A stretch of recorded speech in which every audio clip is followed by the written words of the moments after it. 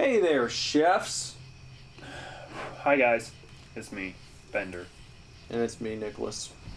I'm just, I'm all out of my beer. I'm all out of beer. I'm so lost without you. Yeah. We covered a lot of ground tonight. Not any particular ground that we set out to cover. It was just, you could call it a shit show. We just bounced around. I was at work earlier today and I was like, we should just rename this the Super Divorce Shitcast. When we were talking about names initially, I believe the Super Divorce Shit Show was one of them. I think it was. Yeah.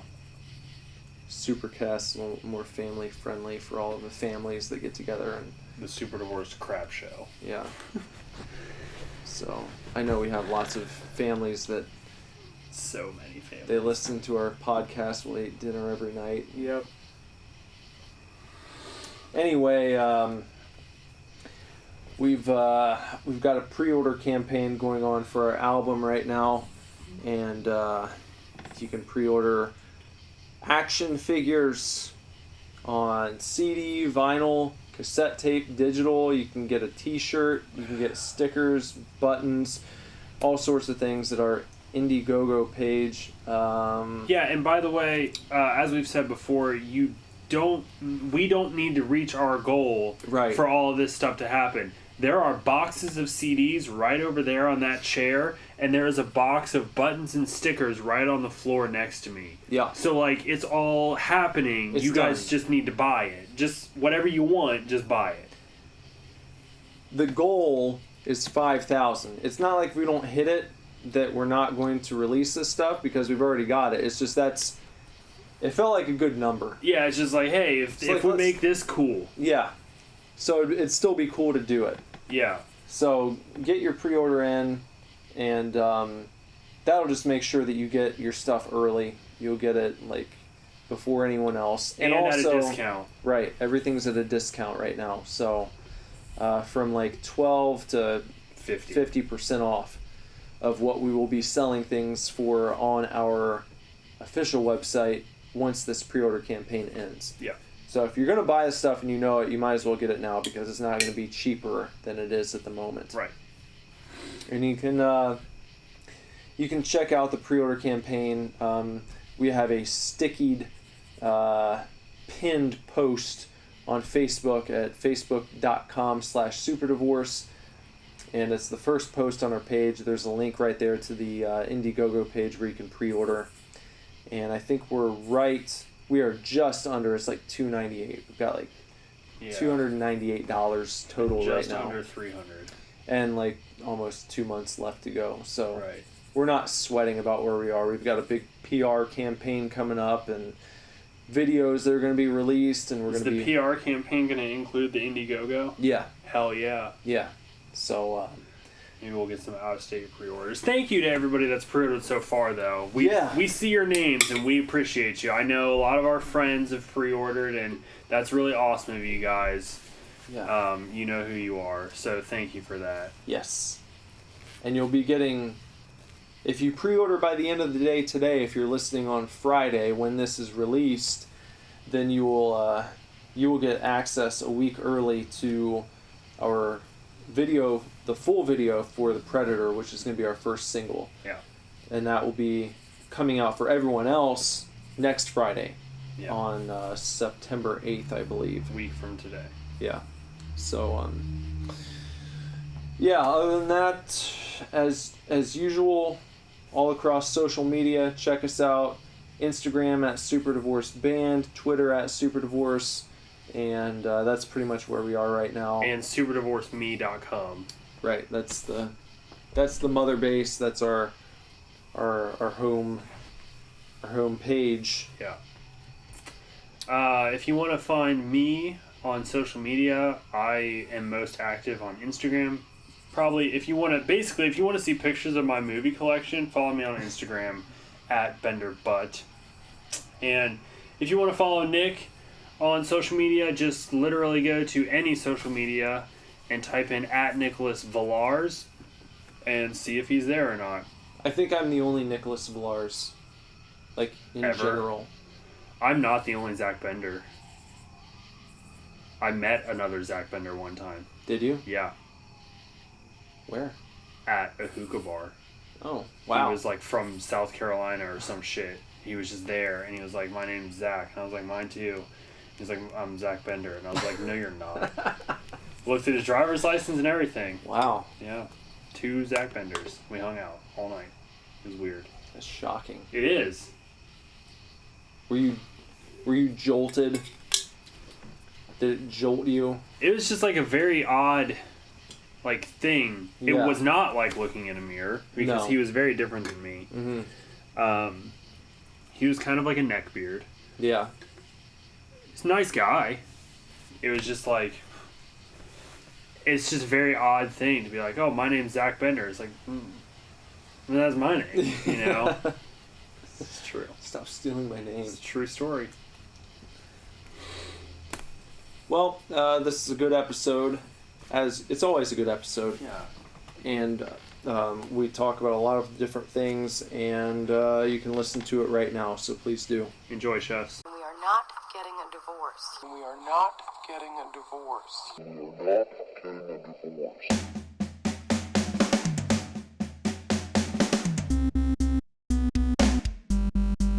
Hey man, welcome to the Super Divorce Supercast. This is Nicholas. And Bender. We just got back once again from Super Divorce Gets Beer. We walked over to the Quick Stop, got ourselves a 6-pack of Mad Tree's Dreamsicle. We were... Go ahead. And my son got himself a bag of Fritos. Yeah, Lazarus came with us, so you'll get to see that on the video. But we picked this up. I kind of chose it because we were going to get an Oktoberfest, but it's still so nice out. Yeah. We kind of thought we'd get the last of like the summer beers in, or I thought we'd get the last of the summer beers in. And Dreamsicle sounds pretty good, so... Yeah. Sounds like a good end. Yeah. To a nice summer, because it's almost September.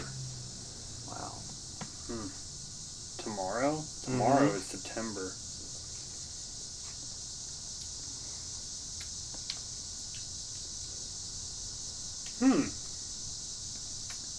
It's definitely not as orangey as I thought it was going to be. Yeah. But it's good. It is good. It's, if IPAs tasted like this, I would drink IPAs.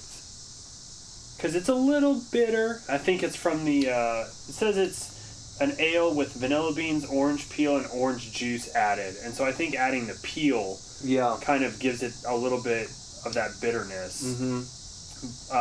But it's not overpowering.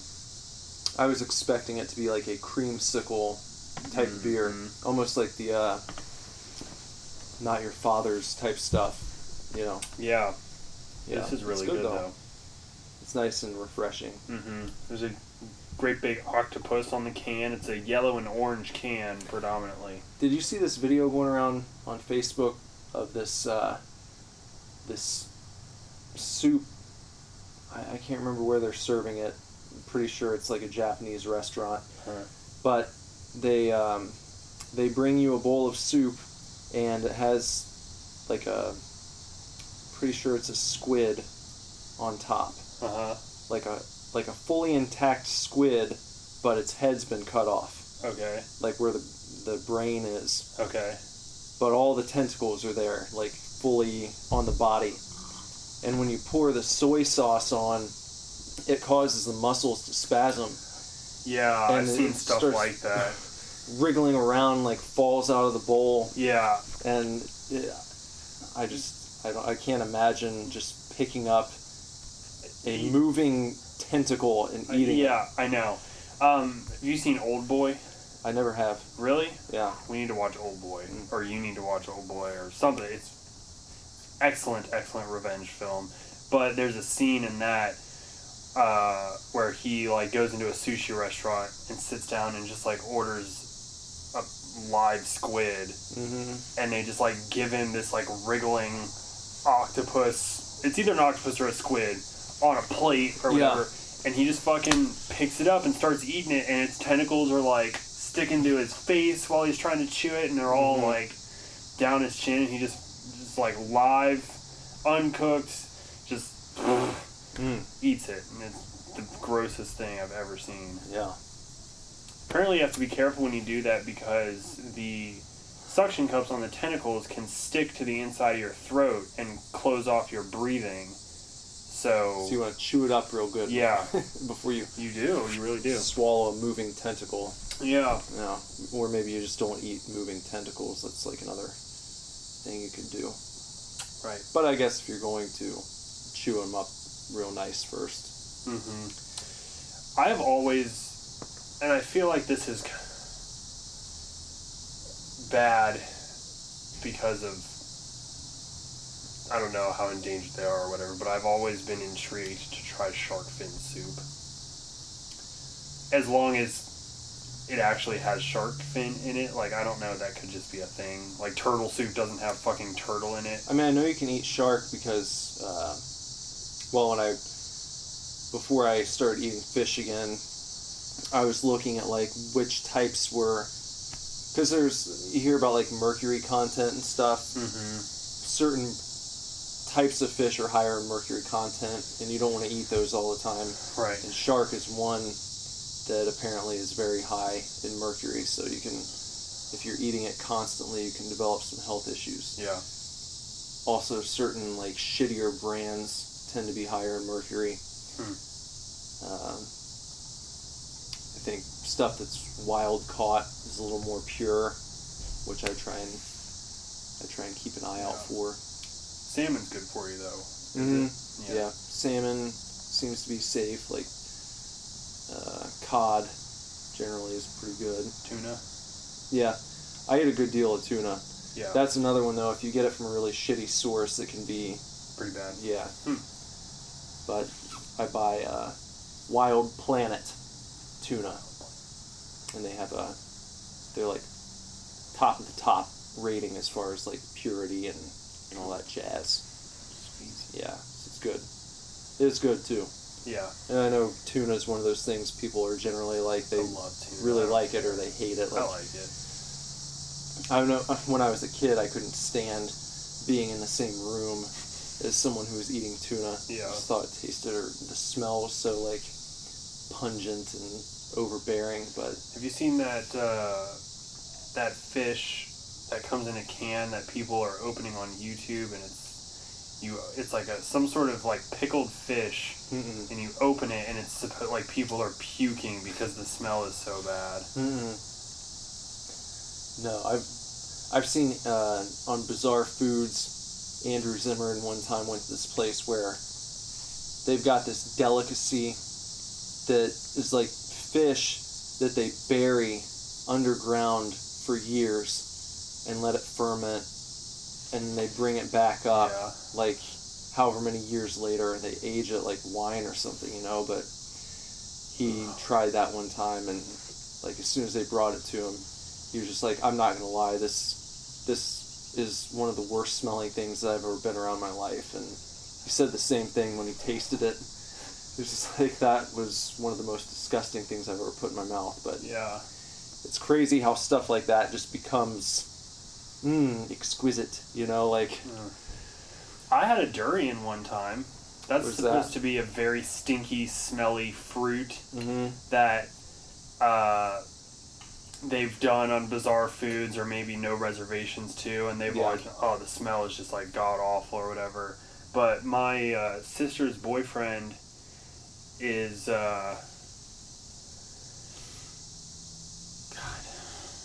I'm probably gonna be wrong. I think his family, some of his family is from Cambodia. Could be wrong, but he like eats fermented duck eggs and stuff like that. But he brought a durian to the house one time, and we had it, and like it's not bad. I don't think it was. The one he brought us was refrigerated, so I think that probably helped to like calm the smell a little, because it really didn't smell that bad. And then it tasted like a cross between a pineapple and a banana. Hmm. It's like, imagine a very mild pineapple taste with the feel of like a unripened banana. Okay. So like, kind of dries your mouth out when you eat it. No, it doesn't. It's not. No? It's not too dry. It's just like very. It's kind of firm. It's almost like eating like ice cream that you can just barely get your spoon into. Okay. When you mentioned an unripened banana, it Yeah. gave me that like. It's not Yeah. It's not Like- so chalky and Yeah. waxy. Mm-hmm. It's not so waxy. But it wasn't. Wasn't half bad. I don't know if I could do a fermented duck egg though. Those things are like black and gross. I saw another one of those videos come up in my feed today that was like, would you eat fertilized duck egg? And it was like, I didn't even watch it. I just saw like the top of it taken off, you know? And it looks like there's some kind of thing inside. Oh, and they it's like eat and they like chew the little. I think they do. I feel like I've seen people do that. I'm gonna have to pass on that one. Yeah. Yeah. Yeah. Thanks.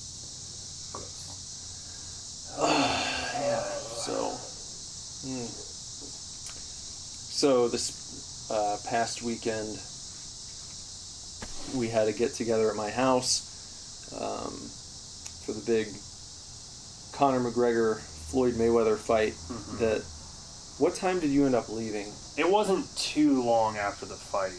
It's so unfortunate because like that turned into like a top 5 hangout for me of all time. Yeah, I heard Like, you guys had a good time. Yeah, really bummed out you couldn't be here for the I rest think of I it. had to work. Yeah, I think you said, even though I believe you had mentioned you went in at 8 instead of the normal time, and Yeah. you know, so that's why you didn't feel like you had to get out of here too early. Right. Because that's kind of late for you, but yeah, the fight didn't go as I wanted it to. I know.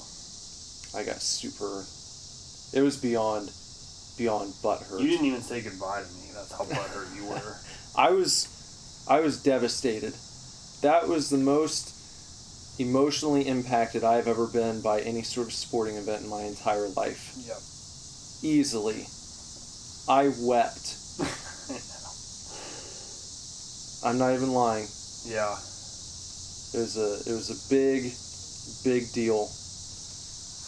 Partially because of and it wasn't like a butthurt thing either. Like initially after the fight, yeah, I was pissed off when the fight got stopped. But it was like the way that you might be brought to tears over a really a movie that you really connect with or something like that. Yeah. This was something that I've been following for, you know, nearly a year now. That when it was first talked about, you know, it was completely, the idea of it was just laughed at. Mm-hmm. That's never going to happen. That is just a stupid idea, you know, the guy's talking out of his ass. And then once they made it official, then it was like, oh, well, he's going to get blown out of the water. He's not going to land a punch, you know, and it was a good fight. Yeah. But, yeah. So it's, as I mentioned on a Facebook post, showed that even if you believe completely and put all of your effort into something, it's still not guaranteed. Right. So if you want to do something, you better go all in, because if going all in, if doing that doesn't guarantee success for you, what makes you think you'd be successful if you don't at least give the best that you have to give, you know? So, but once we got through the drama of the fight, we had a really fun evening, and I'm honestly surprised the cops didn't get called. Yeah. We were like all in our underwear at one point on my front porch, Yeah. and I ended up having a pretty intense grappling session.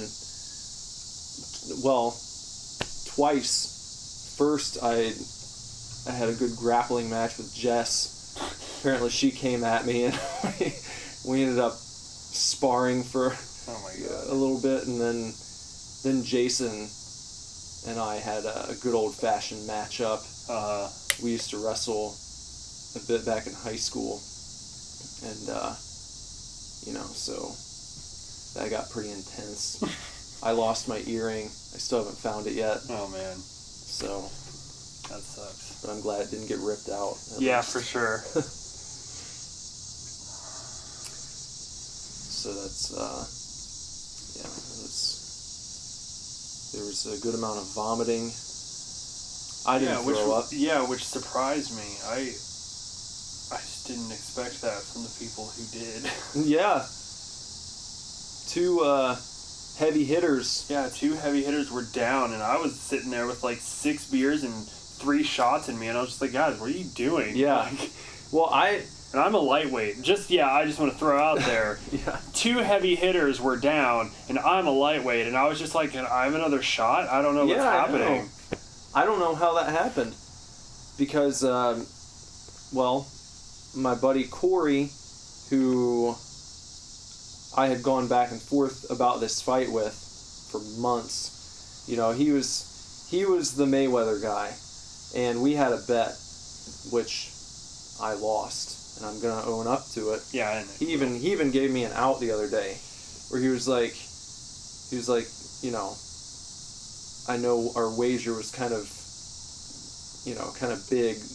Basically, I have to get a 50-0 tattoo on me. Oh, I thought you were gonna tattoo 50-0 on him. I get to. Oh, That's part of it. but it's like a celebration for him. Uh-huh. Because Floyd Mayweather retired 50-0. But I also have to get 50-0 tattooed on me. Oh, I didn't know that. And I have to let him do it. Oh. So he told me the other day, if you don't want to go through with it, it's okay. We can come up with something else. And I was like, nope. I'm a man of my word. We made our bet. I'm going to go through. It's not the worst tattoo ever. Like, No. I understand that as a McGregor super fan. Yeah. Like, that's harsh. Like, yeah, to but have here's to here's what I said to him. I said, you get it tattooed on me. I get to decide what it means when I look at it. So Exactly. I see it as this dude went in there having never boxed a professional day in his life, and he landed more punches than some of Mayweather's most formidable opponents in his entire career, namely Manny Pacquiao, who he fought, 2 fights ago. Right. 2 fights before the McGregor one, who everyone thought, if anyone was going to beat Mayweather, it was him. So I see some silver linings there. Yeah. And some things about hard work and dedication and such. So now I just have to figure out where I want to get that tattoo. I was thinking... Really? Yeah. I just pointed to my knuckles, by the way. Being interesting. I've been considering knuckle tats for some I know what I years want now. on my knuckles. I just have to be in a position to, get them. Yeah.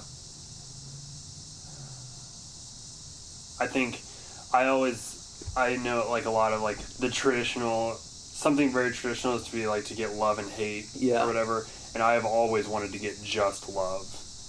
Like just on one hand and love on the other. Mm-hmm. Because I am not a fighter.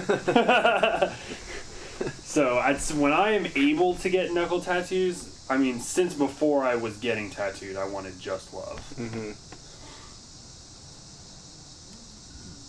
I think it'd be kind of cool to... You can get but now you can get people do their bottom knuckles too. Do they? Mm-hmm. It doesn't seem as impactful though, because you put your fists out there and bring them together, and it's like, there's my message, mofo. That's what everyone says with knuckle tats. There's my message, mofo. Mm-hmm. But, yeah. This is jumping around a little bit, but I was going to tell you, if you have like $29.99, You can get Lawbreakers on PS4 because I just bought it to play with my cousin, and he's going to try and get a couple of his friends to play. And I was like, maybe we can get a little clan team going. Not KKK clan, okay? If you're not a gamer, if you're not a game assassin, you might not know, but oftentimes in first-person shooters, teams who play together often are called clans. You get a clan going. But it's like, I did pretty well. It took a little bit to get used to playing on a controller as opposed to playing on the old PC. I still prefer the mouse and keyboard setup, but it's not bad. It's just, it's quite a bit slower, you know. You can't whip around like you can using a mouse, I feel. Right. At least I'm not comfortable playing with a high sensitivity using a thumbstick. I'm not either. And I don't know if we've talked about this before, but I remember reading like a Game Informer article years ago about like the Halo World Championships, and they were talking about like the greatest players, and it listed their stats and like what their settings were and everything, and it was like the top 5 players in the world all had like nearly the lowest sensitivity, and that was really eye-opening because I always imagined that like the best players are just but I think it just shows that that's kind of a limitation of using a controller. If you know the maps and you can put yourself in a better position, it's just much more accurate to use it on a lower setting with a thumbstick, because the slightest movement whips you around and then you have to move it back in place. It's just really tough to try and get accurate with that. Yeah, I'd have to get PS Plus too. I don't have that. Oh, you don't? No. Maybe. Maybe. Maybe. Because if it's $29.99 now, it'll stay that price, or it'll only go down. Yeah. Like, because it's a brand new game. I could at least I might be able to at least get it and practice before I get Plus and then can jump into your clan. But if you think about it this way, even, well, what are they? Oh, well, I can't practice. It's only online, isn't it? I think there might be like an arena mode where you can just run around and like kind of get used to the maps and stuff. I don't know if there's any setting to put bots in, because I've never tried it, honestly, but even if you did need to get Plus, the price of Plus for whatever, if you got like a 3-month card plus the game, would be the price of like a new game by itself most of the time. Yeah, but yes, I get that, but if I'm going to get, 3 months, I was just saying, if I'm going to get Plus, I just want to fucking get it for a year. Well, that's understandable. I don't really see the point in spending, like $20. Yeah. For 3 months, like, it's like, okay, just spend another 20-ish, another 25, and get it for an entire year. I don't think the 3-month price is like that good of a deal. And they do run those specials. You could always check from time to time. They'll have like the year price, is down $10 or something. I know. I need to just kind of give it, because Tyler asked me to play like Destiny 2 with him. So I don't know. The other thing is, like, I feel like I'm never fucking home. Like, I would really have to make time for it. Yeah. Which, if I was in a clan or whatever, if I had a dude that was like, yo, I'm going to play at this time on this day every fucking week. Like, that would make it easier than just being like, hey, do you want to play tonight? Because I'm always just... last night he texted me and he was like, hey, I'm about to play, and I was like, okay, and I got on and we played for like 40 minutes, and just like, all right, this is gonna be my last round. That's the cool thing about a game like that, is you hop in and you have a few rounds, and it's like, all right. Yeah.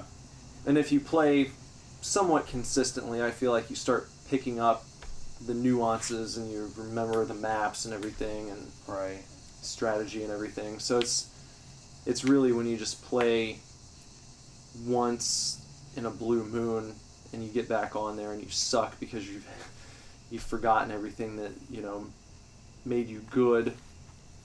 You have to play it at least somewhat consistently, but you don't have to play for hours at a time to get better, I guess is kind of a good thing about it. Because I rarely have time for marathon sessions anymore. Yeah. I tossed Doom in yesterday. I was just thinking Doom. Yeah. And it's so good. I love the story in that game. Yeah. It's somewhat understated, people don't really talk about it, but I love finding, like, when you would come upon the the Doom Slayer sections, and you get, like, the narrator going through the story of what the Doom Slayer was all about. Yeah. I think that's pretty cool. It's such a badass game. Great soundtrack too. Yeah, I want him to make Doom 2 really, really bad. Mm-hmm. I'm still waiting. I think it's just about out, but I'm still waiting for the Uncharted Lost Legacy. It might be out now, isn't it? I think it's either out. It either just came out or it's very, very, very close to being out. I think it is out. I was on PSN the other day. Mm-hmm. You know what I actually really want? I want to get Tekken 7. I think the Tekken games are kind of cool. I've never been very good. I've never been good at a fighting game, but I would like to get the new Dragon Ball fighting game when it comes out. oh yeah, That looks so definitely. That one will be sweet. And I've been watching Super every day as well. Have you? It's really good. Have you gone through any Dragon Ball Z or Dragon Ball? I got through the Cell saga when it was on Toonami, I think. So pretty, like, kind of wishy-washy, but I've seen the major plots in the Cell saga. And then I think I got a little bit into Boo. I've never seen the Kid Buu saga. I'll say that. Did I ever let you borrow the new movies? Yes. Okay. I've seen Resurrection F and I've seen Battle of Gods. Yeah. Yeah, I've seen both of those. Yeah. I don't know if you know anything about Super. I know they did the movies episodically, and then now they're in like an Otherworld tournament right now or some shit like that, or a Dimension tournament. I'm still on the Battle of Gods episodes right now. So I just started watching it recently. Okay. I'm on like episode 11, and Goku just, turned Super Saiyan God. Okay, that's the red one. Mm-hmm. Okay. Does he go Super Saiyan Blue in Resurrection F? Mm-hmm. Okay. Yeah. And so does Vegeta. Vegeta, yeah. Yeah. Well, I'm not going to say anything because I've seen some videos on Facebook that are spoilers because it's stuff that's happening in the Otherworld tournament. Yeah. I think it's really awesome when they achieve like a new Super Saiyan form, and then I think it's... Well, never mind. I'm not going to say that because that's... Are you alluding to like... They don't achieve... There's not a new form. It's still God in Blue. Yeah. But I know there is like a deal with Goku, like Goku Black or something like that. I saw that. I haven't seen like it happen or anything like that. Yeah. I'm just saying, what I was going to say is, I saw a fight scene where Goku like goes Super Saiyan God and kind of gets his butt kicked, and then he's just like, oh, okay, JK, and just like goes to blue. And I'm like, so I think when they achieve like a new Super Saiyan form, and then the fact that they sort of just like go to it all the time almost like devalues how powerful that Super Saiyan is supposed to be. Yeah, well, you just have to... I think if you if you watch the entire series and you've seen what that form did at another time, it kind of has this background thing for you where, like, you remember how monumental it was when they achieved that form to begin with, Right. and then it's like, oh shit, that does nothing now? Well, they're Right, gonna have to yeah. go somewhere else. I because, know, like, and then it's also like, it's just silly. Like, there's always somebody way fucking stronger. well, yeah, it's like Beerus shows up, and, you know, he meets Goku on King Kai's planet for the first time, and Goku goes Super Saiyan 3, and Beerus, like, flicks him on the head. Yeah, and he like, just yeah, slams down and is just, like, obliterated. uh-huh. And you remember that, like, Goku going Super Saiyan 3 was, like, the coolest thing to happen in Dragon Ball Z, because of fucking hair. Yeah, giant hair and everything. Yeah, and the eyes look different. Yeah. And then going Super Saiyan God, he, like, kind of gets smaller. Yeah, he little bit. slims down almost. And then there's Blue. If there's one thing that they ever decide to bring in from GT, which I kind of doubt they will, but I think Super Saiyan 4 is really cool. That's when They regrow, like their ape. Yeah. They almost revert to original Saiyan. Mm-hmm. Yeah. Yeah. I thought that was a really neat aspect. I loved Super Saiyan 4 Gogeta. Yeah. When they fuse with the fusion dance, not the earrings, they fuse with the fusion dance and then go Super Saiyan 4 and their hair turns red. Yeah. Oh my god. So cool. I loved Dragon Ball Z Budokai Tenkaichi 2 on the Wii was like so fun because it reduced, and they kind of did it in Xenoverse in a way, but because it was on the Wii, they modded the controls so that the Wii remote, was like this little target. It was a targeting reticule, and it was always just like on the screen, right? And so you'd have the joystick, and you know, like A and B were like punch and kick or whatever, and then you had the joystick to like fly and move around and everything. But when you would do super moves, like you would hold like one of the triggers or something, and then you would like move the target, and like a move was assigned to each direction. So, for example, Krillin's Destructo Disc, you would move the target off the top of the screen and then back onto the screen, and then it would like activate him putting his hand up and doing Destructo Disc. Like Kamehameha was literally, you would pull the controller back like to your hip and then push it forward, and he would like do Kamehameha. So it was like really sweet.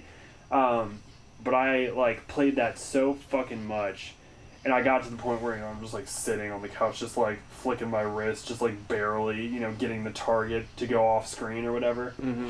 But anyways, Super Saiyan 4 Gogeta was a playable character, and he had like his like ultimate move was like ultimate Kaioken Kamehameha times 10 or some shit like that, and it was just this fucking giant ass Kamehameha that, like, you know, you initiate it and it like blood and then zooms back and there's like a giant explosion on the side of the earth. It was always so fun and satisfying to do that move. It might be because of the art style, but for a long time those games, whatever system they come out on, I feel like you're always like, oh shit, this looks awesome.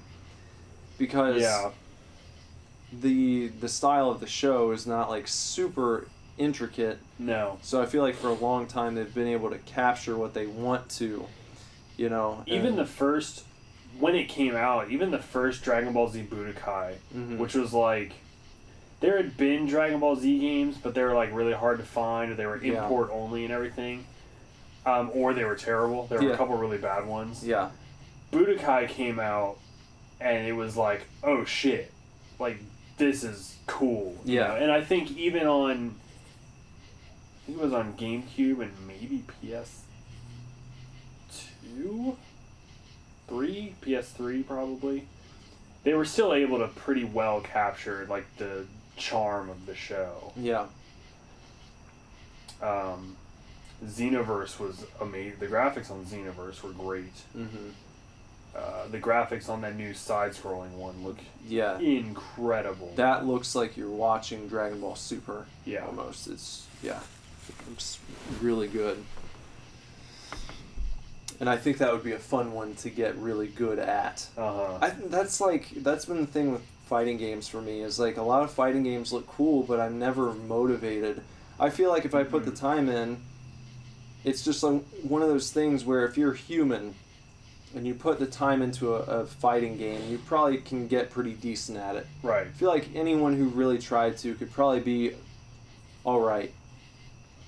But it's just, you do have to put the time in. Otherwise, you'll get just destroyed.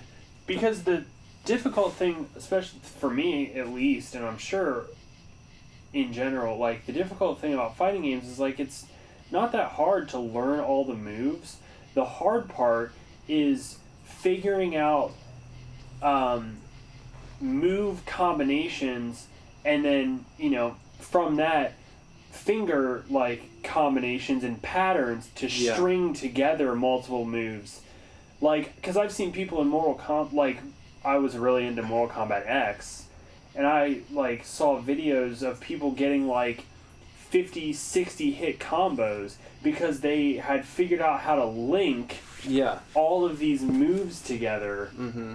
And it's like, that's the hard part, is getting good and then being able to hit a person one time and just... It's almost like you have to put in the moves ahead of time. Mm-hmm. Yeah. You have to think ahead, and you have to be putting in button combinations while your character cycles through the motions and everything. Yeah, there's an element to it that really, it reminds me somewhat of watching, like, mixed martial arts. When you see people who are really good at actually fighting, and then you see people who are really good at playing a fighting game, there is an element of overlap there where really good fighters in both worlds oftentimes will, in a way, they're able to anticipate what's coming before their opponent does it. Yep. And you'll see this in some of these incredible, like, counter videos. Yeah. Or where someone they block something 5 times in a row, and totally thwart the opponent's offense when they're playing someone who's also, like, world class. But that's more than being just good at pulling off moves. That's knowing what the person's doing and what they're probably going to do next. Right. And that only comes through playing people over and over and over again, and probably losing a lot along the way. But yeah, it's you're not going to be ready to compete online really against anyone. No. Unless you've put the time in. Everybody online is so good on fighting games. Yeah. I don't understand how. And then it's crazy that, like, even once you got to that level, you probably feel like you suck compared to a lot of people who are playing online too. Which, that's one of the reasons why I feel like I've never bothered jumping in and, it really is, though, like, you get online on any fighting game and you get your fucking ass kicked. Yeah. Like, every time. Even if you're like, oh shit, I just beat the story mode on hard, I'm going to jump online and see how this translates. Ass kicked. Yeah. It's just a completely different world. Yeah, it's so crazy. I think I used to play... I got decent at Soul Calibur 5, and I would play online sometimes. But, okay, so again, when I was living with Cody and Matt, and we would play online with our friend Jordan sometimes, and it was like, we would just rotate, whoever loses or whatever.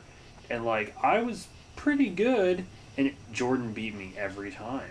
Like, it was just like, I couldn't, I even knew I knew moves for multiple characters. Mm-hmm. And just fucking beat me.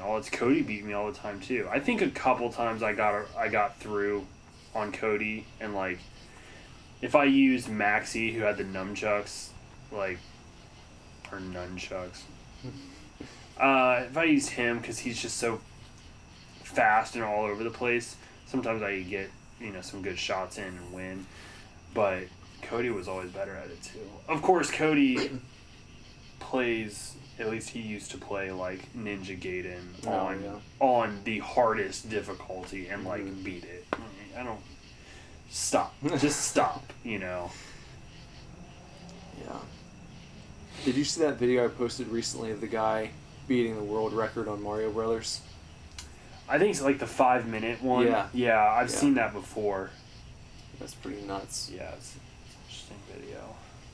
Compared to, like, I might have posted on there when I put that up that I was, like, really excited when I beat it, like, near 10 minutes one time. Mm-hmm. And that felt really good. And then it's like, okay, well, shave that in half. And Nope. Yeah. It's crazy to watch how precise people get with these things, It's insane. And I can't. I was talking to Tyler today at work, and he said that this guy on his friends list just started playing the BioShock Remastered collection 2 days ago, mm-hmm. and already platinumed the first game. And I'm like, it's like the 30th game he's platinumed. And I'm just like, how? Sometimes I go to the trophy list on games and I look through them and I'm just like, some of these are fucking impossible. I feel good that I platinumed one game. I have never platinumed a game. You know who fucking has? Lindsay platinumed Until Dawn. And that was 18 secret trophies. Mm-hmm. Didn't even know what they all were. Yeah. She fucking platinumed that shit. Mm-hmm. I've never platinumed a game. I platinumed Assassin's Creed Rogue. It's the only game I've ever platinumed. And that speaks to how good that game is, and no one ever talks about it. Yeah, you've said that before. Such a good game. So underrated. I just, sometimes, especially games that have a multiplayer trophy thing, like, I could maybe go through and platinum, like, Uncharted. I mean, probably not, because you have to beat it on crushing difficulty or whatever. Yeah. Like, if I had the desire, I could probably go through and platinum something like that, but then you've got online, and it's like, kill 3 people mid-air in the same match. Mm. What? No! Like, snipe 3 people with 1 bullet. Yeah. Like, how often do you have to play that game to get that?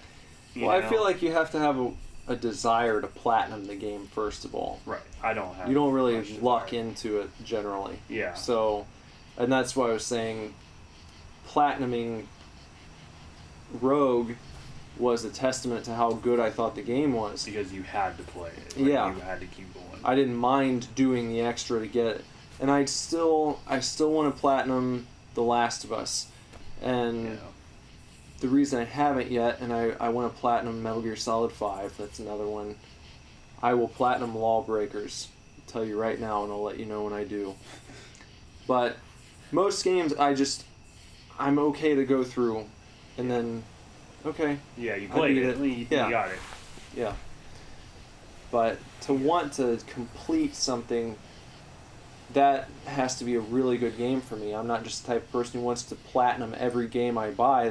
I don't have enough time to game. Mm-hmm. If my schedule was completely wide open and I did nothing but play games, okay, fine. But that's not the case, so you have to kind of pick and choose. I would probably, again, if it wasn't for the multiplayer component, I would probably platinum Doom.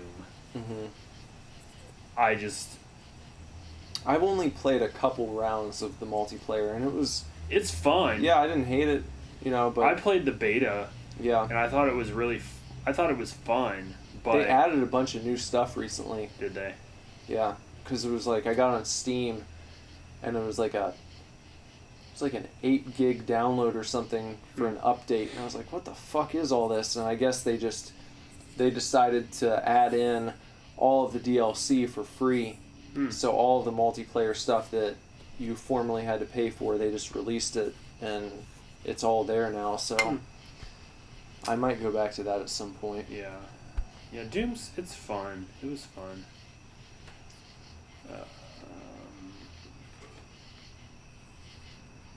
was going to say...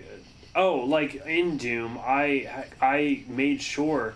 I collected every single one of those little characters. I missed one. I am missing one, and I don't know where it is, and I haven't looked up where to find it yet. But, like, you can go through the levels, and it'll show, like, secrets, you know? And on most of the levels throughout that game, I have found every secret. Which is, like, something that I just don't do that, you know? But that, on Doom, I was just like, yep, I'm gonna find all these secrets. There's out of the, like, 15 or whatever, there's two rune trials that I just could not fucking do. I mean, I only tried, like 80 times, so maybe if I try another 80, but... It's funny to think about how insane some of the, like, the waves get near the end of Doom. Yeah. When you, like, go into an area and all the doors close, and now you just got a fucking horde after horde, and yeah. You see where you start off in the beginning of the game to where you end up. Oh my god. Yeah. That game doesn't get talked about enough. Like, I'm surprised they haven't announced Doom 2 yet. I don't know why they haven't. Maybe just getting as much out of the first one as possible. I guess. Man, it's so awesome. That's a first-person shooter that I can fucking get behind. Yeah. I've always loved Doom. I've never owned it, literally, until the new one came out. But even as a kid, like, playing Doom, my friend came over one time and I think brought Doom on PC disc, we played it, and I love Doom.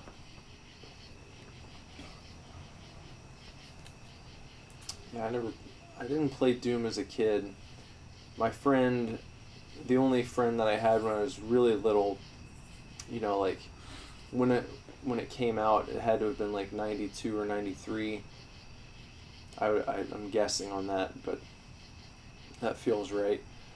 I remember watching him play Wolfenstein, the original, like, putting in his floppy disks to play it, and it was... I always thought PC gaming was so cool back then because...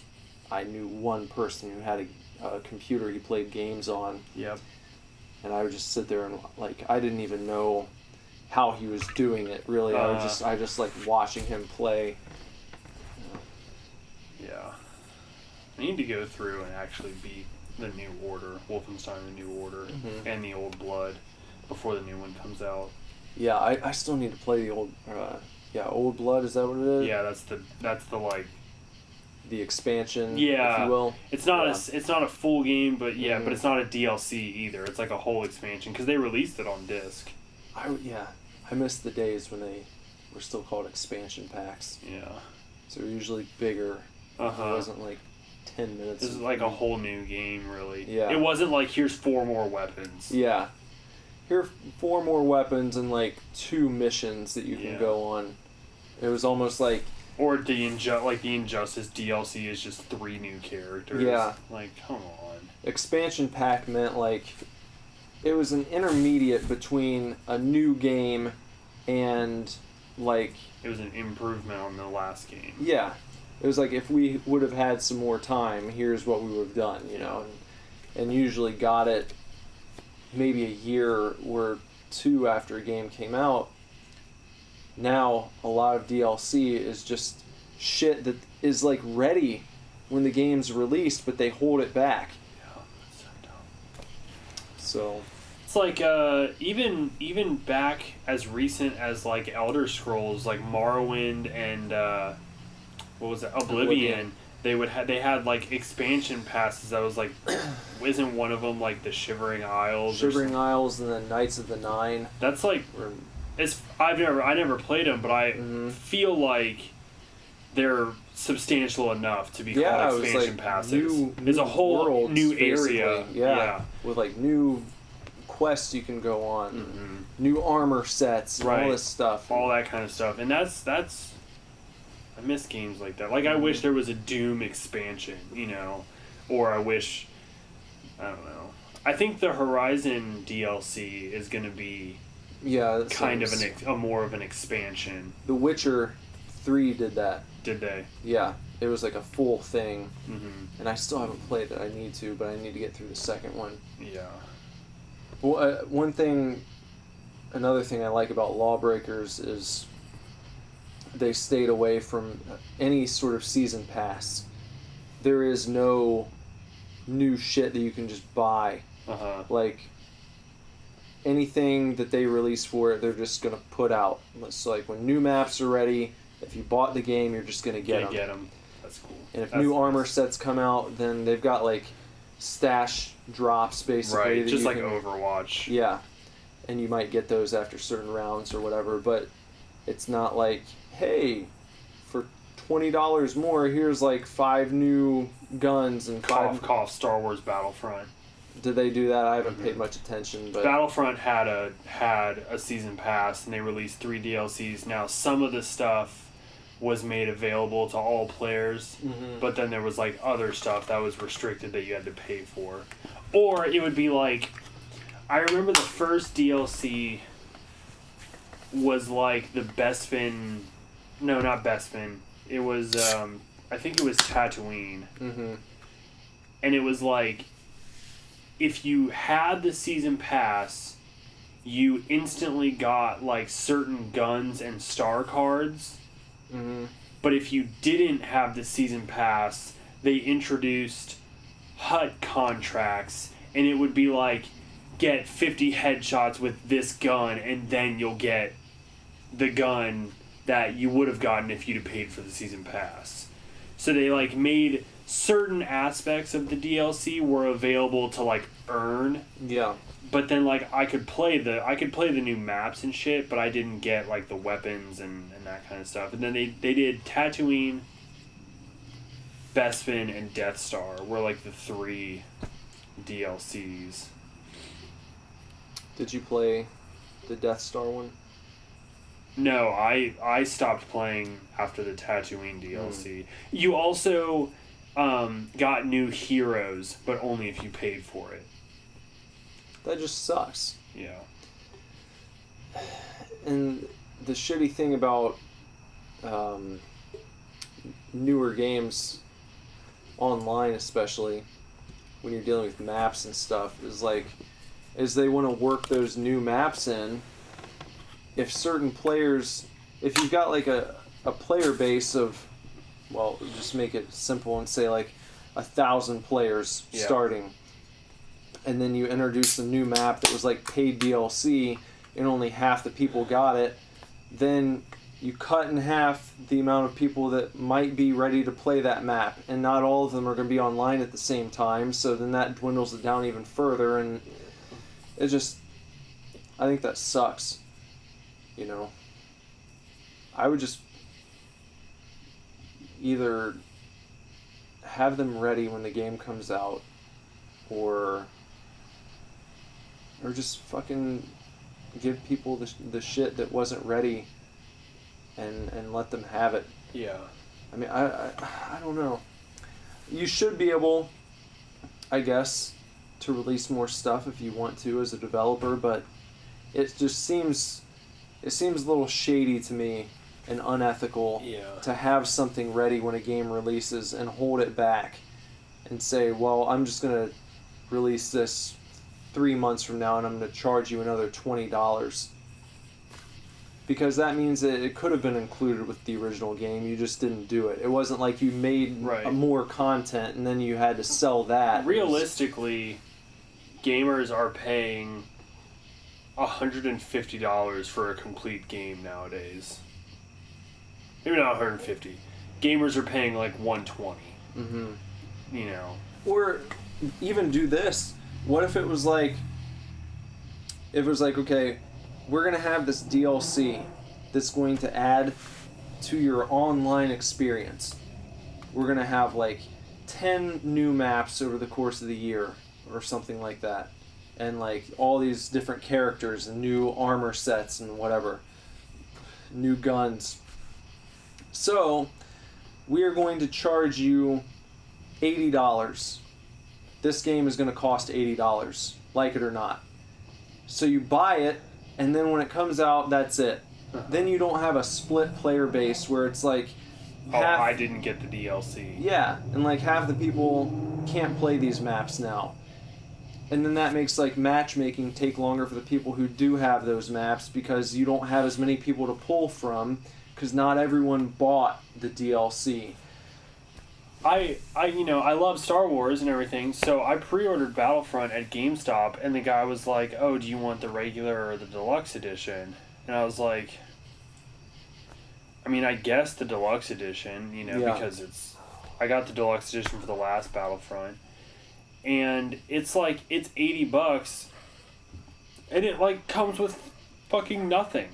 Really? It like. What's I'm not gonna. about it? I can't really complain about it because I'm fucking buying it. Like But what separates it? If you get the deluxe edition, you automatically get like a couple star cards, and one of them is like Yoda's lightsaber. Like you max out his lightsaber mastery like right from the beginning as like a hero. Mm-hmm. And then like I think it's like you get one or two other star cards, or I don't know if they have star cards still, but it's the time. There's nothing really special about it, and it's probably might have a different cover. Yeah, you know, maybe like a steel book or anything. Nope. No, it's really. Like I said, I'm not complaining about it that much because I'm still buying it, but it really is not that different from the standard edition, and it's kind of just like why are you charging me $20 more for like this barely there content, But maybe that's the problem with the gaming industry, which is like, well, I'm still gonna buy it for $80 even though it doesn't come with anything special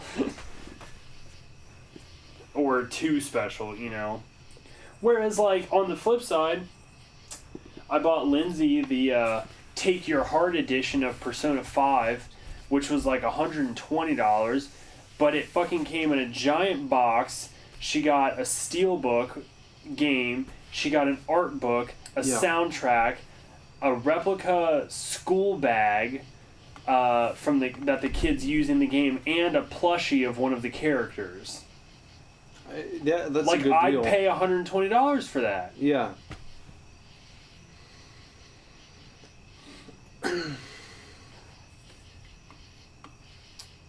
Yeah, how do you feel about like collector's editions of games that have no physical copy? Like Sonic Mania for the Switch, I don't think there's a physical copy in general. I know there's not one for the Switch though. So if you buy it, you get like the deluxe box, and then you get this cool Sonic statue and some other stuff, but there's no physical copy of the game. That's dumb. Like if you you're get gonna like it comes with like, I think it's sort of like it looks like a Genesis cartridge, but it's got a code on it that you type in for the digital download from the store. Yeah. What do you think? If the package is cool enough. It depends. It depends on the extent of the deluxe edition because like. And the price is like, I think the price is only like $64.99 or something like that. And you get like a statue. If it's a nice statue. Yeah. I'll pull up a picture. Because like Lara Croft, like Cradle of Light or something light. There was a DLC. There was a PSN game that was a Tomb Raider game. I remember that, yeah. And it had a deluxe edition come out, and it didn't come with the game, and it didn't really come with anything. Like it was just a weird something or other, Mm-hmm. See, that's fucking worth it. I get it. You get that? I get that. If you're going to put out a deluxe edition and not actually include the game, that's how you do it. You get a Sonic statue of him standing on a Genesis, and they don't make a lot of Sonic statues. Yeah. So that's, well, I don't know. I'm not a Sonic super fan. And I did read that, like, he's standing on a Genesis console, and if you flip the switch, it does the Sega. That's cool. Which is and it's a neat. 12-inch statue. That's hefty. Yeah. Like, that's... And Sega cartridge cast with a golden ring. That's fucking cool. Metallic collector's card with download key. That's... Yeah, like, that is a worthy deluxe edition. And because essentially... And it's like $70. Which is what you would pay for the statue alone. Yeah. So it's like you're paying for the statue and then you also get the full game plus this cool little cartridge. Right. Which you wouldn't have gotten otherwise. You know, and honestly, maybe a statue like that might be more expensive, you know, typically. Yeah. So that I think is worth it. But if you're going to release a deluxe edition without an actual game, that's how you do it. So it's really touchy on that. Yeah. Didn't they do that for Resident Evil? It was like the house. It didn't but come there with was the no game. I don't think so. But I think that was considerably more expensive. See, that I think is kind of Like- silly. Like, at that point, don't claim it's an edition of the game. Yeah. Just release the house and say, from Resident Evil 7 Biohazard, Yeah. own the house. You know, like, don't say, oh, this is the elite edition of Resident Evil 7, but it doesn't come with the game. All you really are paying for is the model of the house. Yeah. That's dumb. Because I would pay $135 for it if it fucking came with the game. Yeah. You know? But if it didn't come with the game, it's like, why am I pre-ordering this model house? I feel like the most expensive game that I ever pre-ordered was probably the special edition of Skyrim. With the giant dragon statue. Mm-hmm. Zam has a Horizon Zero Dawn statue because she got the, like, Elite Edition or whatever, and the statue is so nice. Is it? It's so nice. I still really want the Doom statue. Like, it's like 120, I think. Mm-hmm. But it has a Reaver statue. I want it so bad. I was bummed out. I'm bummed that Star Wars hasn't come out with any kind of deluxe edition. Like, they have the deluxe, but they don't have, like, a statued edition, you know? Which bums me out. Like, I feel like they could really do something cool. Well, yeah, they have more than enough characters. To put a statue in. People are going to go and buy. Do you think Thrawn will ever be in a Star Wars game?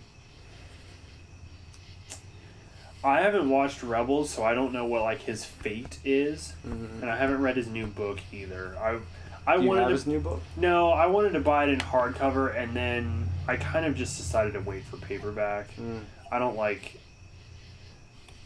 know why. I just... Having a little, like, paperback that isn't pocket-sized, but, like, you can stick it in your back pocket, is way more satisfying to me than hardcover books for some reason. Yeah.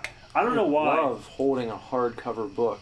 I love hardcover graphic novels. Yeah. Like, I prefer to buy deluxe edition graphic novels that have hardcovers because, number one, they normally come with alternative cover art. Mm-hmm.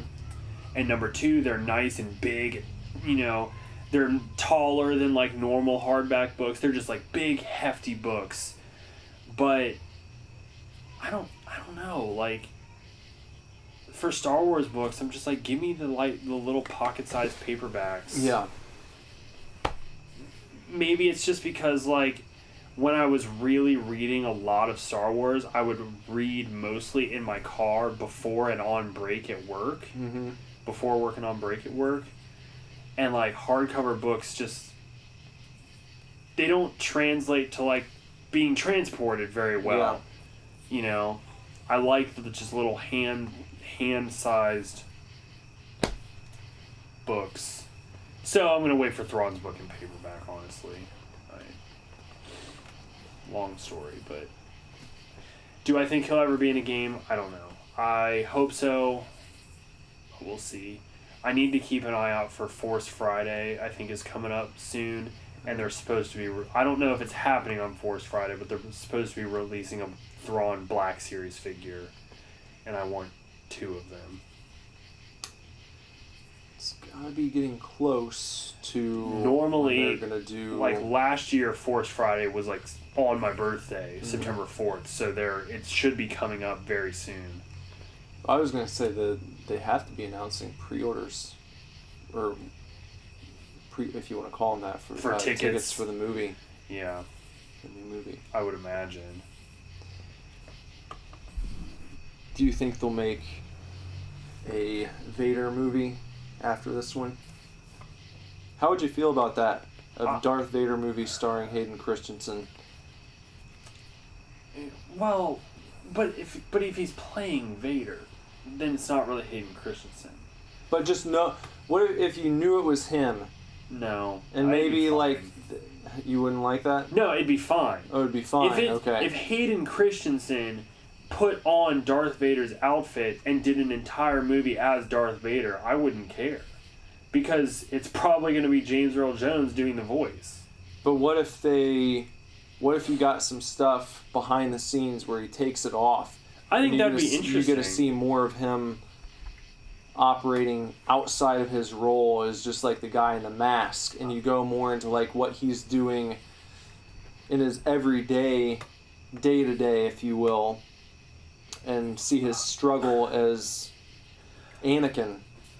That could be interesting, although I don't know how much is canon and everything, but there is a Darth Vader comic going on right now, and they're pretty much establishing that after he becomes Darth Vader, he just goes around killing all the Jedi. So I think making a movie could be cool. And I even think some behind the scenes stuff might be cool. But if it wasn't about him just like killing the Jedi, then I think it would be a little misled. If it was more about, I'm sorry. If the movie wasn't about him just killing the Jedi after Order 66, I feel like the movie would be it would veer off course, because it was established in the old canon, and it's been pretty established in the new canon that like he becomes Darth Vader and then helps the Emperor execute Order 66 until all the Jedi are gone, and then then Rogue One happens. I don't know if anyone's ever talked about this. I feel like someone probably has.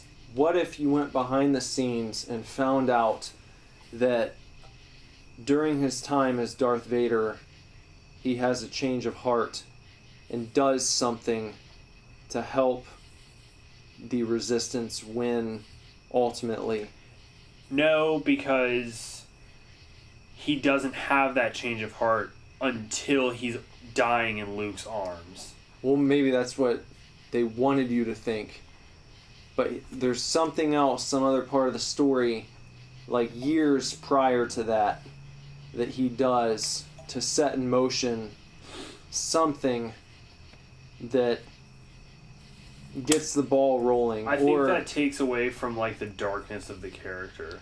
Like, okay, well then what about if his movie dealt with a time when maybe he could have made a decision to go back to the other side and doesn't, and he chooses again to be completely opposite of what he could have been? I think that would be more in line with like his character and everything. I think, a lot of Star Wars is the story of Darth Vader. The first 6 movies are really the story of Darth Vader.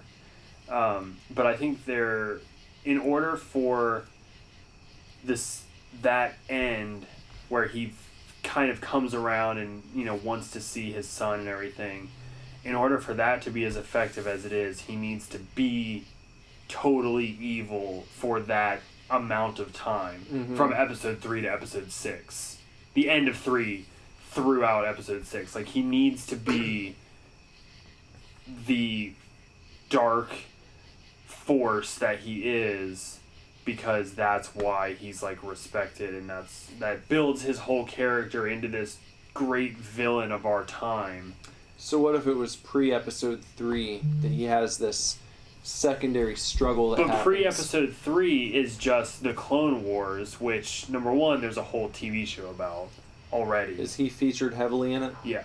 Okay. Yeah, the Star Wars The Clone Wars. It's all about Anakin and Obi-Wan fighting the Clone Wars. Like, the whole 6... well, I guess I should say, like, how much time elapses between episode... Sorry, I didn't mean episode 3. I meant between episode 3 and 4, I guess. You'd have this untold How much time is there? Yeah. There's supposed to be, like, 17 years. So maybe sometime during that 17 years, Vader has another internal struggle for some reason where it presents him with an option to leave the Darth Vader persona behind and join, the light again. And I guess it wouldn't be that bad, But he would have to choose to be dark side. Right. Yeah. Right. It wouldn't be that bad, but maybe think maybe they could do it in a way where they do this build throughout the movie up to this point, and even though you kind of know what's coming, you're still crushed when it happens. when he betrays like these people that helped him, Yeah. or did something. Like maybe for it him. looks like he's gonna do something, or maybe he did. You think maybe he did something to help the Resistance, and then it gets to the end of the movie, and he just.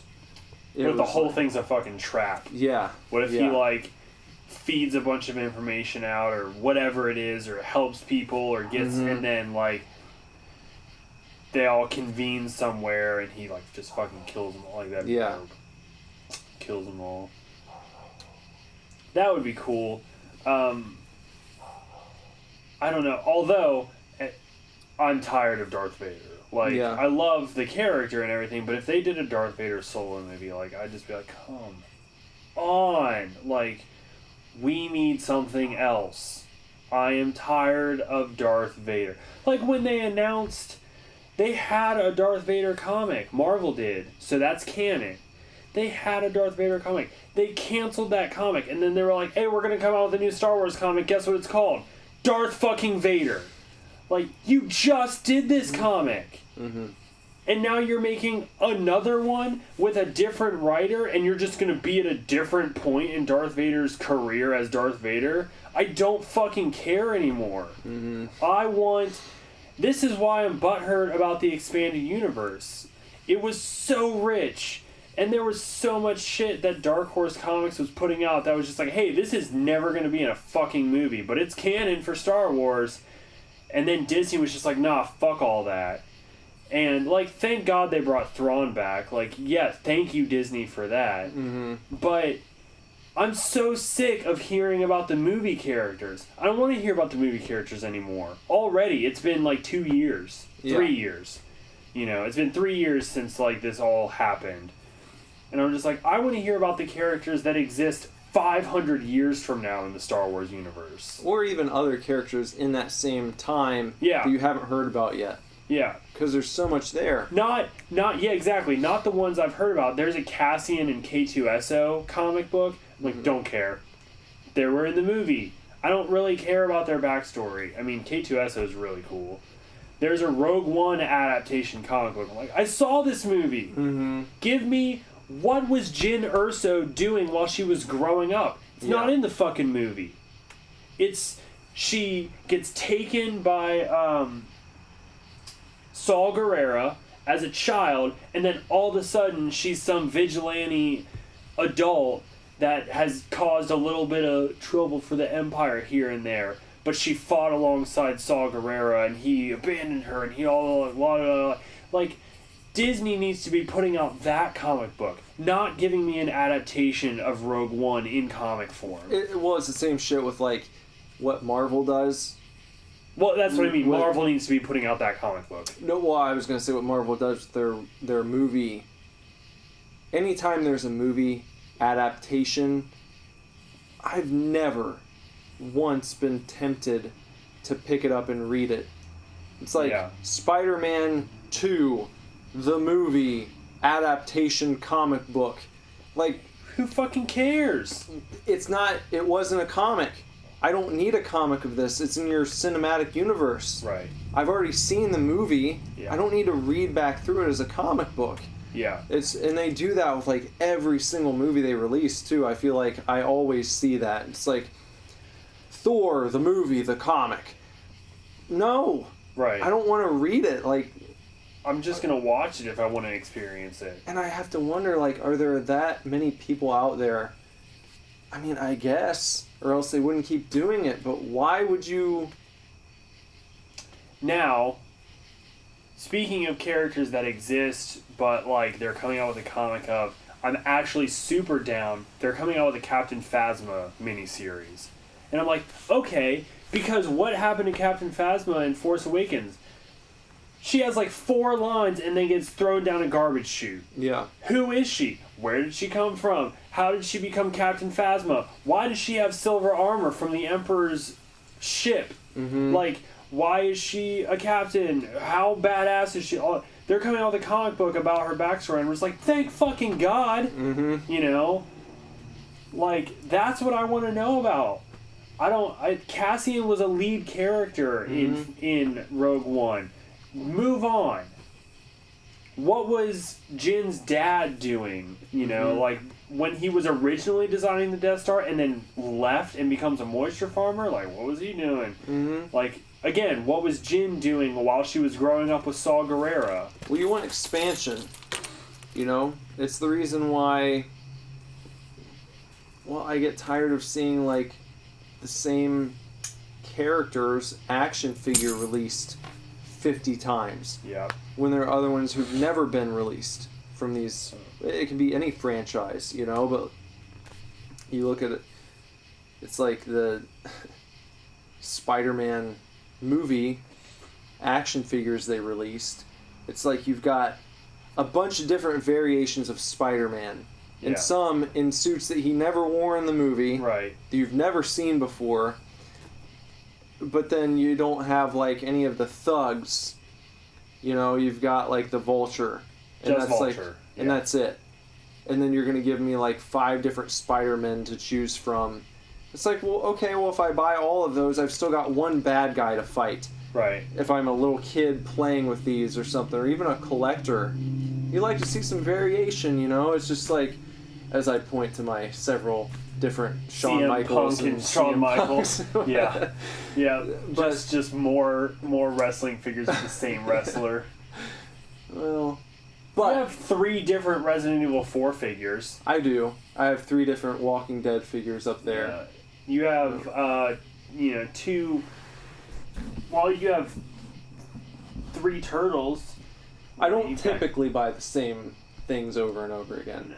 And all the ones that I do have of the same figure come from different series. Right. It's not like they were all released in the same series and it was the only one you could get at the time. You know, so... I have 4 Thrawn figures. Mm-hmm. You know. But if they only released Thrawn figures, if it was like they released a series and it was like 5 Thrawn figures and 1 of a different character, you'd feel like, why couldn't you have mixed in some other characters into this particular series? It just seems silly. I don't know. I just want the Thrawn Black Series figure. There's an SDCC exclusive version that comes with like his throne room setup. Like it's almost like it's very small, but it's almost like a play set. Yeah. And I want that one too, but that's going to be like that'll be like a big goal at some point. Mm-hmm. And I'm pretty sure you can buy a Thrawn bust. Like, probably about that size, like a 12-inch, but it's just a bust. Yeah. I'm pretty sure that's available too, but I literally want, like, any merch that Thrawn has, I want it. And luckily he doesn't even have that much. Yeah. So you can keep up with it for now. Yeah. I have his pop vinyl, I have his old Kenner figure, I have his new Hasbro figure, and I have his Lego figure.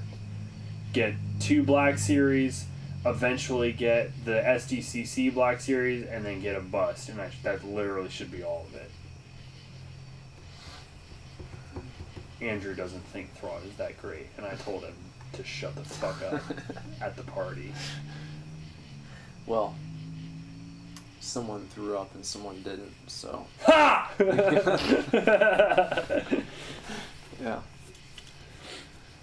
I suppose. Yeah, It's probably a good spot. we're nearing an hour and a half, so. Good, yes. All right, well, here comes your outro.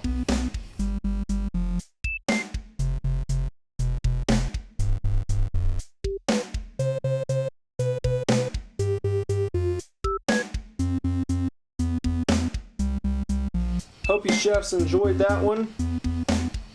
We did. Yeah. We enjoyed some fine beer, some Dreamsicle Yes. from Mad Tree. We're gonna enjoy some different beer next week. Something- Monster Movies comes out next week. Yeah, a new episode of Monster Movies. What do you By the have way. coming up? Halloween. Halloween Halloween. coming up on Monster Movies. Yep. Next week. Next Wednesday. Wednesday. Yep. Wednesday. Next Friday is the release of our official music video for The Predator. You might see it early if you've pre-ordered the album. Yeah.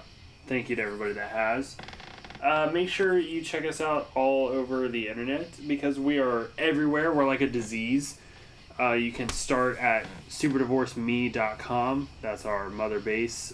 You can pretty much link to everything from there, but you can also find us on Facebook.com/superdivorce, Instagram @superdivorceband, Twitter @superdivorce, and absolutely make sure you go to Indiegogo.com and search Super Divorce because we have a pre-order campaign for our new album. Again, like we said in the intro, we don't need the money to make the stuff that we are selling. We have some of it already. Yeah. It's going to happen regardless, but please, it's just an easy way to guarantee yourself a copy. It's an easy platform for us to use. Right. So just head on over to Indiegogo.com and search Super Divorce and get yourself a t-shirt or a vinyl or a cassette or an album or... And it's all discounted right now. Yeah, and it's all discounted. So if you're going to buy something, if you like us and you like the movie, haha, that's all I care about. Yeah. If you like the music, you can get in on it. For like 12 to 50% off. Yeah. So and, why not? Next week, I'm going to pretend that we're going to talk about Innerspace next week, and we'll see what happens. It's turning into Old Man Logan. It is turning into Old Man Logan. So, yeah. But thanks, chefs, for listening, and we will catch you guys next time. Yeah. See you later. Bye. Bye. Super Divorce.